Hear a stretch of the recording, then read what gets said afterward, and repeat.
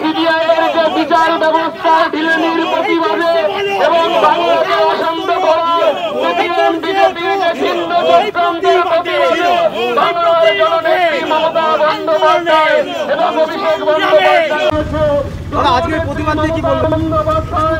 আমাদের সবার একটাই দাবি, দোষীদের ফাঁসি। আমাদের নেত্রী, পশ্চিমবঙ্গের মুখ্যমন্ত্রী, আমাদের নেতা অভিষেক বন্দ্যোপাধ্যায় সবার একটা দাবি যে দোষীদের ফাঁসি। এবং সেই সাথে সাথে আমাদের মুখ্যমন্ত্রী আবেদন করেছেন যে ধর্ষকদের বিরুদ্ধে কঠোরতম শাস্তির আইন আনা হোক। এটাই আমাদের আন্দোলন। সিবিআই দ্রুত বিচার সম্পন্ন করুক, এটাই চাইব। আরেকটা কথা বলবো যে রাজ্যের মুখ্যমন্ত্রী তথা অভিষেক বন্দ্যোপাধ্যায়ও একটা কথা বলেছেন দুজনে যে নতুন আইন আনতে হবে, সেই বিষয়ে কি বলছেন? চিঠি তো দিয়েছেন, আপনারা জানেন, ভারতবর্ষের প্রধানমন্ত্রীকে।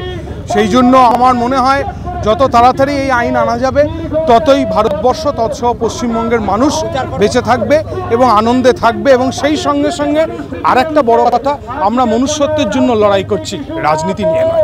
আরেকটা প্রশ্ন রাখবো যে এই যে আন্দোলন হচ্ছে চারিদিকে, সেখান থেকে কিছুদিন আগেই যে ছাত্র আন্দোলন হয়েছিল সেখানে বিজেপি বারবার করে বলছে যে পুলিশ এবং রাজ্য প্রশাসন তাদের এই ছাত্রদের ওপর যে নির্মম অত্যাচার করেছে তার বিরুদ্ধে তারাও গর্জে উঠবে পরবর্তীতে।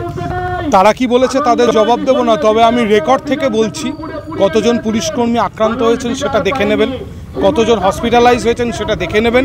তাতেই বোঝা যায় যে পশ্চিমবঙ্গের ছাত্র সমাজ সম্পূর্ণভাবে একটা এমন আন্দোলন করতে চেয়েছিল যেখানে পশ্চিমবঙ্গে বিশৃঙ্খলতা আনা যায়। তাদের লাশ দরকার ছিল।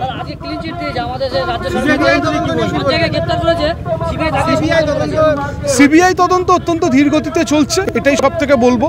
এবং আপনারা দিনের শেষে দেখবেন কলকাতা পুলিশ যা করেছিল সেই জায়গাটাই থাকবে। আজকে ক্লিন চিট দেওয়া হয়েছে। ব্রজকিশোর গোস্বামী, বিধায়ক, শান্তিপুর বিধানসভা। বন্দে মাতরম, বন্দে মাতরম।